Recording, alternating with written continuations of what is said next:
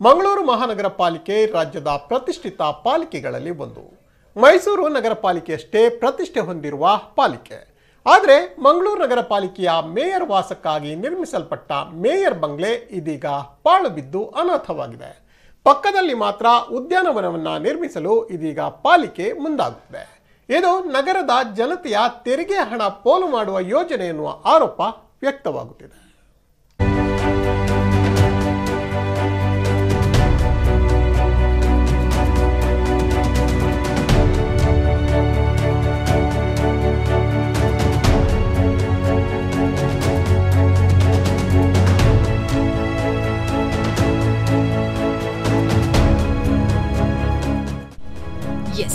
ಲಕ್ಷಾಂತರ ರೂಪಾಯಿ ವೆಚ್ಚದಲ್ಲಿ ಮಂಗಳೂರಿನ ಮೇಯರ್ ಅವರ ವಾಸಕ್ಕೆ ಅಂತ ಕೊಡಿಯಾಲ್ ಬೈಲ್ನ ಮೇಯರ್ ಬಂಗ್ಲೆಯನ್ನ ನಿರ್ಮಿಸಲಾಗಿತ್ತು.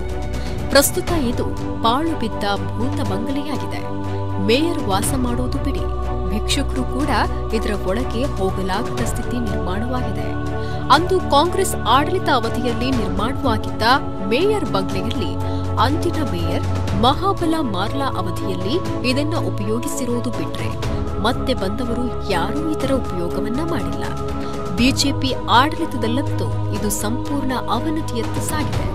ನಾನಿರುವಾಗ ವಾಸ ಮಾಡಿದ್ದೆ, ಶುಚಿತ್ವ ಕಾಪಾಡಿದ್ದೆ ಅಂತಾರೆ ಮಾರ್ಲಾ.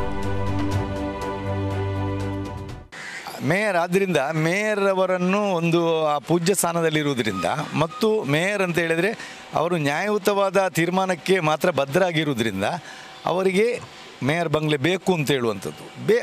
ನನ್ನ ಅವಧಿಯಲ್ಲಿ 1 ವರ್ಷದ ಅವಧಿಯಲ್ಲಿ ಮೇಯರ್ ಬಂಗ್ಲೆಯನ್ನು ಯೂಸ್ ಮಾಡಿದ್ದೇನೆ. ಫ್ಯಾಮಿಲಿ ವಾಸ್ತವ್ಯ ಮಾಡದಿದ್ದರೂ ಸಹ ಅನೇಕ ಸಂದರ್ಭದಲ್ಲಿ ಮೀಟಿಂಗ್ ಮಾಡೋ ಮೂಲಕ ಚಾಲ್ತಿಯಲ್ಲಿ ಇಟ್ಕೊಂಡಿದ್ದೇವೆ. ಹೊರಗಡೆ ತುಂಬ ಗಾರ್ಡನ್ ಆಗಿ ಮತ್ತು ಕ್ಲೀನಾಗಿ ಇಟ್ಕೊಳ್ಳುವಂಥ ಶುಚಿತ್ವ ಕಾಪಾಡಿಕೊಂಡು ವ್ಯವಸ್ಥೆಯನ್ನು ಇದ್ದೇನೆ. ಅದ ನಂತರದವರು ಅದನ್ನು ಹೆಚ್ಚು ಉಪಯೋಗ ಮಾಡದಿದ್ದರೂ ಸಹ ಒಂದು ವ್ಯವಸ್ಥೆ ಸಮಾಜದಲ್ಲಿ ಬೇಕು ಅಂತೇಳಿ, ವ್ಯವಸ್ಥೆ ಬೇಕು. ಪಾಳು ಬಿದ್ದ ವ್ಯವಸ್ಥೆ ಆಗಬಾರ್ದು.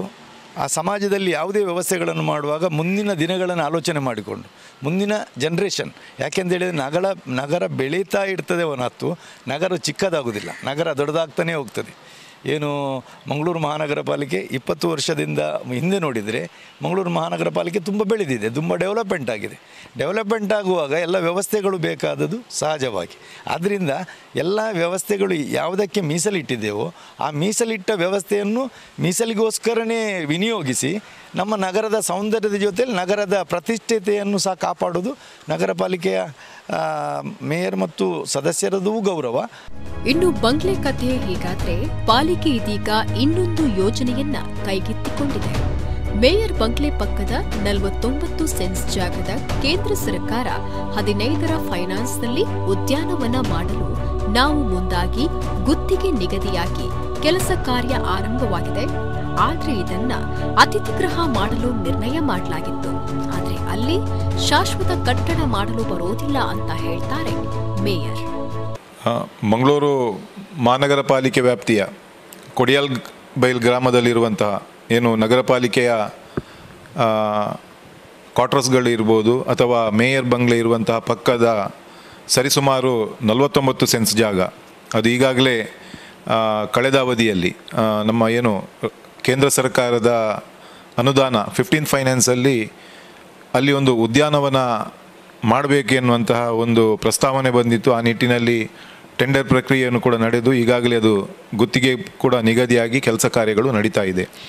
ಇದರ ಮಧ್ಯದಲ್ಲಿ ಕೆಲವೊಂದು ಸಾರ್ವಜನಿಕವಾಗಿ ಆ ಜಾಗದಲ್ಲಿ ಉದ್ಯಾನವನ ಬೇಕಾ ಬೇಡವಾ ಎನ್ನುವಂಥದ್ದು ಕೆಲವೊಂದು ಮಾತುಗಳು ಕೇಳಿ ಬರ್ತಾ ಉಂಟು.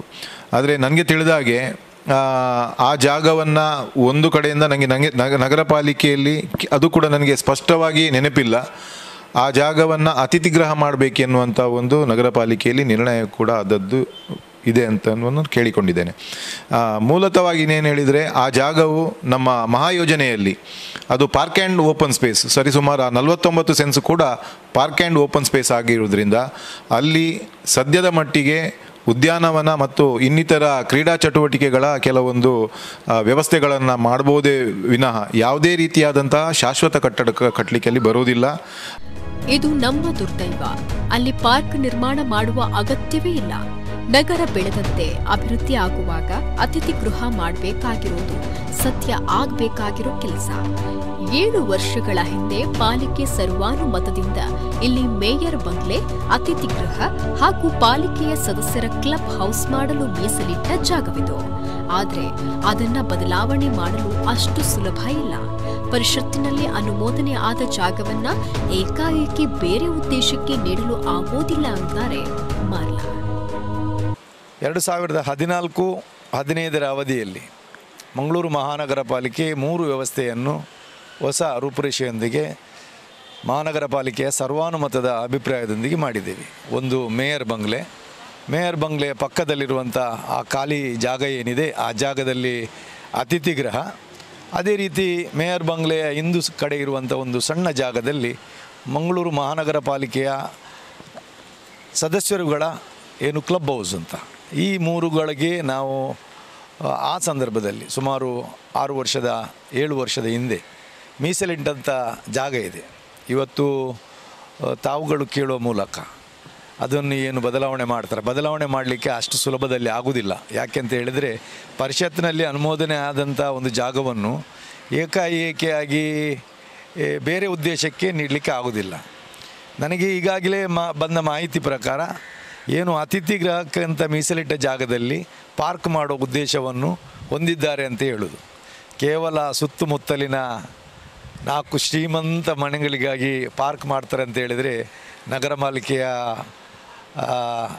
ಏನು ಅಧಿಕಾರದಲ್ಲಿ ಏನು ಯಾರಿದ್ದಾರೋ ಅವರಿಗೆ ತುಂಬ ತೊಂದರೆ ಕೊಡುವಂಥ ವಿಷಯ ಆಗಬಹುದು.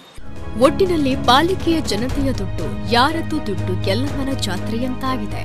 ಲಕ್ಷಾಂತರ ರೂಪಾಯಿ ಖರ್ಚು ಮಾಡಿ ಪಾಳು ಬಿದ್ದಿರುವ ಬಂಗ್ಲೆ ಬಗ್ಗೆ ಚಕಾರ ಎತ್ತದವರು ಇರುವ ಪಾರ್ಕುಗಳನ್ನ ನಿರ್ವಹಣೆ ಮಾಡಲಾಗದೆ ಹೊಸ ಪಾರ್ಕುಗಳನ್ನ ಮಾಡೋದು ತೆರಿಗೆ ದುಡ್ಡಿನ ಪೋಲಲ್ಲವೇ ಅಂತ ನಗರದ ಜನತೆ ಪ್ರಶ್ನಿಸುವಂತಾಗಿದೆ. ಗಣೇಶ್ ಪೂಜಾರಿ, ನಮ್ಮ